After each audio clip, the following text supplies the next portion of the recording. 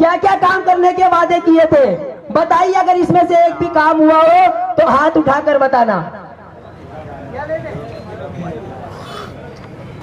Ward में drainage light underground व्यवस्था करना, बताइए। वार्ड के अंदर ड्रेनेज लाइन को अंडरग्राउंड किया गया या नहीं? जोर से बोलिए। उसके बाद वो ये बता रहे थे कि वार्ड को गंदगी और कीचड़ से मुक्त कराना है। अरे आज भी मुझे मालूम है कि चंदन नगर विस्तार में रोड और सड़कों पर इतना गंदा पानी बहता है कि हमारे किसी बुजुर्ग को जब नमाज पढ़ने के लिए मस्जिद जाना पड़ता है तो अपना पैजामा ऊंचा करना पड़ता है। क्या ये हमारे लिए शर्म की बात नहीं है? बताइए, आपने क्या सोच समझकर वोट दिया था? उन्होंने कहा था कि अब की बार एक मौका दे दो, कहा था ना। आप लोगों ने उन्हें दिया है मौका, लेकिन आपको क्या दिया उन्होंने? सिर्फ धोखा, धोखा और धोखा। वो ये भी कह रहे थे कि नौजवानों के लिए चंदन नगर में फ्री वाईफाई लाएंगे। साला मैं नौजवान नहीं हूं, मेरा तो नेट ही नहीं चलता है, वाईफाई तो बहुत दूर की बात है। बताइए, ये जो वादे हैं ना, आपने भारतीय जनता पार्टी का नाम सुना होगा। प्रधानमंत्री माननीय नरेंद्र दामोदर दास मोदी, जो झूठ की दुकान है भाई, वो भी इन्हीं के नक्शे कदम पे है, उन्हीं की पार्टी से आए हैं भाई, वहीं से आए हैं तो वहीं से सीखा होगा। झूठ बोलना, पब्लिक को बड़गलाना, मुद्दों से भटकाना। लेकिन याद रखना, ये चंदन नगर की जनता, ये चंदन नगर के लोग, ये इतने शातिर है और इतने माहिर है कि इन्हें कोई बलगला नहीं सकता। याद रखना, रोज काली मजदूरी करके रोज सुबह कर जाते हैं, शाम को अपने घर में लाते हैं। ये अपने हक की और अपने ईमान की खाते हैं, इन्हें किसी से कोई वो नहीं। चंदन नगर की जनता को मेरा सलाम है। ये आप सभी लोगों की मोहब्बत है जो आप लोग यहाँ पे खड़े हो इतने पसीने में, कि वो कहते हैं ना कि नया पाने की चाहत में पुराना छूट जाता है, और तुझको अपनाऊं तो मुझसे जमाना रूठ जाता है। और मोहब्बत लिखने और पढ़ने में तो बहुत आसान है, लेकिन मोहब्बत को निभाने में पसीना छूट जाता है। ये आप लोगों की मोहब्बत है।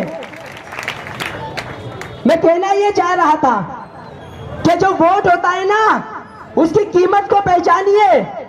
ये वोट होता है, मेरी नई नस्लें मेरे सामने खड़ी है जो अब की बार वोट डालेंगी या जो एक दो बार डाल चुके हैं। मैं उनसे कहना चाहूंगा कि आप लोगों ने ये याद रखना है कि जो ये वोट होता है ना, ये बहुत कीमती होता है, क्योंकि हम जिस देश में रहते हैं वो संवैधानिक हमारा अधिकार है। ये देश लोकतंत्र से चलता है, ये राजाशाही नहीं है कि जो आया और कुर्सी पर आकर बैठ गया। नहीं, हमारा नेता हम खुद चुन सकते हैं, खुद पसंद कर सकते हैं। ये हमारा खुद का अधिकार है, ये हमारा खुद का अधिकार है कि हम पार्षद, विधायक, सांसद हम खुद बना सके।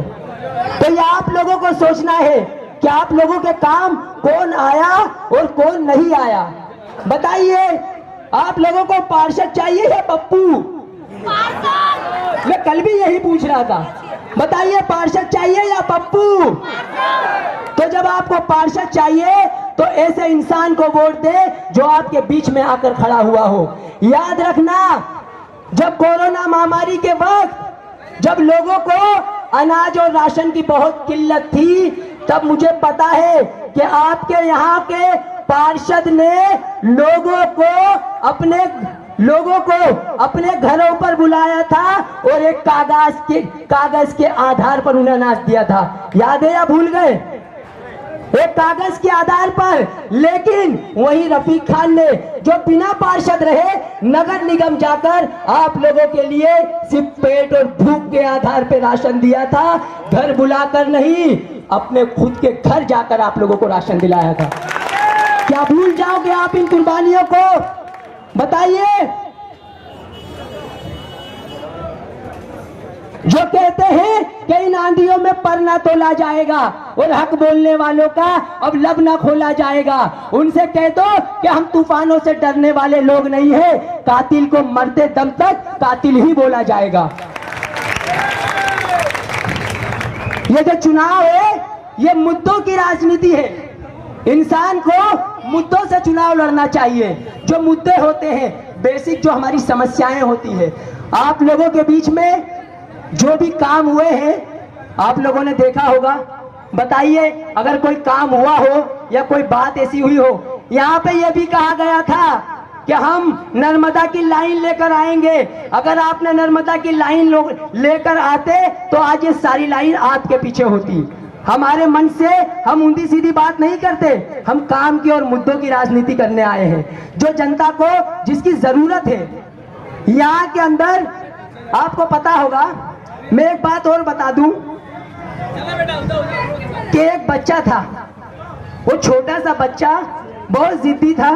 एक बार उसने जिद कर ली कि मुझे छिपकली खाना है। उस बच्चे ने जिद कर ली कि मुझे छिपकली खाना है।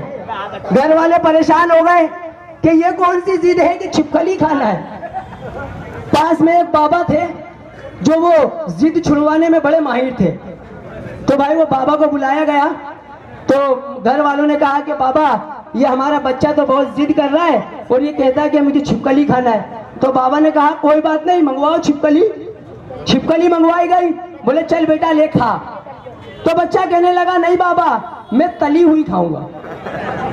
बाबा ने कहा यार ये तो बहुत गजब, चलो ठीक है इसे तलवा दो। तली हुई छिपकली मंगवाई। चल बेटा आप खा, अब चुपचाप खा ले। बोले नहीं बाबा मैं तो आधी खाऊंगा। बाबा परेशान हो गए, कहने लगे चलो ठीक है। छिपकली के 2 टुकड़े कर दिए। बोले चल बेटा आप चुपचाप खा ले। बोले नहीं पहले एक टुकड़ा आप खाओ फिर मैं खाऊंगा। बाबा जी जैसे तैसे आंख नाक कान भींच के एक टुकड़ा खा गए। अब बस वो देखकर बच्चा जोर जोर से रोने लगा, कहने लगा बाबा जी जो टुकड़ा मुझे खाना था वो तो आप खा गए। बाबा जी ने कहा कि करना धरना कुछ नहीं है, नौटंकी जमाने भर की।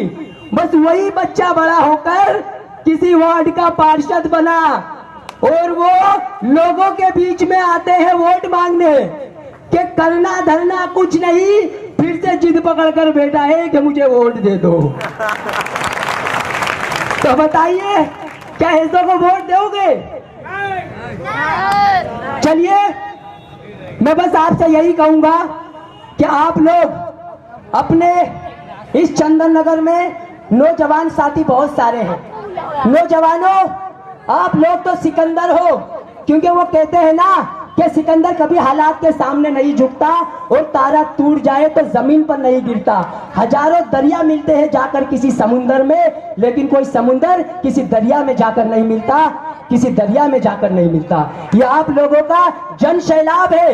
ये जो नौजवान उम्मत मेरे सामने खड़ी है, आने वाली नस्लों याद रखना, ये सिर्फ अकेले रफीक खान का ये काम नहीं है कि इस चंदन नगर को एक शानदार चंदन नगर बनाना है। नहीं, आप लोगों का भी काम है कि रफीक खान के साथ कंधे से कंधा मिलाकर खड़े रहे, उनके साथ कंधे से कंधा मिलाकर शाना बसाना उनके साथ खड़े रहे और इस चंदन नगर को अमन पसंद और एक नेक चंदन नगर बनाए। वरना दूसरों ने तो चंदन नगर की 12 बजा रखी है यूट्यूब पर। मैं गलत नहीं बोल रहा हूं। आप सभी लोगों को नई नस्लों को सोचने की जरूरत है कि जो हमारे बीच में आया, जब लोग कितने परेशान थे, कभी इनके बारे में सुनते हैं कि कभी पुलिस से झड़प हुई या पुलिस वालों ने आप पे अत्याचार किया तो ये आपको छुड़ा कर लाते थे। ऐसे इंसान पर तोहमत लगाना और ये सब अच्छी बात नहीं है। राजनीति मुद्दों की होती है, मुद्दों पर लड़ा जाता है। घमंड और गुरूर तो किसी का भी नहीं रहता। वो कहते हैं ना कि घमंड और गुरूर किसी का नहीं रहता। जो अंग्रेज ये समझते थे कि हमारी हुकूमत के अंदर तो सूरज भी नहीं डूबेगा, उन अंग्रेजों का भी घमंड टूट गया कि आज उनके राजा और महाराजाओं के कपड़े हमारे यहाँ बैंड बाजे वाले पहन के घूमते हैं। ये घमंड और गुरूर किसी का नहीं रहता।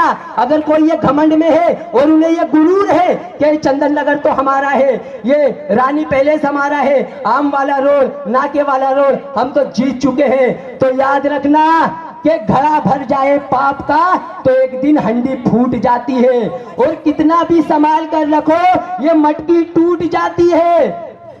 कितना भी संभाल कर रखो ये मटकी टूट जाती है। और जो ये समझते हैं कि चंदन नगर तो हमारा है, उनसे जाकर कह दो जब रुख बदलता है हवाओं का तो अच्छों की कुर्सी छूट जाती है। आप लोगों को मैं फिर से यही कहना चाहूंगा कि 6 तारीख के दिन 6 जुलाई आप लोगों को याद होगा कि 6 जुलाई फातिमा रफीक खान चुनाव चिन्ह केक। इस बार पंजा नहीं है, पंजा गलत हाथों में है। ये पंजे वालों ने इस इंसान के साथ धोखा किया जिन्होंने अपनी पार्टी को 20 से 25 साल दिए। आज उन्हें पार्टी से टिकट नहीं दिया, लेकिन इनकी टिकट काट दी। ये पार्टी वाले इनके हौसले नहीं काट सकी, ये पार्टी वाले हौसले नहीं काट सकी कि वो कहते हैं कि आलम है उदासी का एक हसरत सी बरसती है, और जिस दिन से तुम गए ये आंखें तरसती है। आलम है उदासी का एक हसरत सी बरसती है, और जिस दिन से तुम गए ये आंखें तरसती है। और कांग्रेस पार्टी की फितरत एक जहरीली नागन है दोस्तों, हम दूध पिलाते हैं और हमको ही डसती है। इनकी फितरत में ना आना। अब की बार पंजा गलत हाथों में है, हमें केक का बटन दबाना है, केक के बटन पे मोहर लगाना है और फातिमा रफीक खान को भारी बहुमत से जिताना है। चलिए आगे चलते हैं, इसके बाद भी बातें होंगी, बस ये बरकरार रखना आपका जोश जुनून और ये मोहब्बत। अस्सलाम वालेकुम रहमतुल्लाहि व बरकातहू।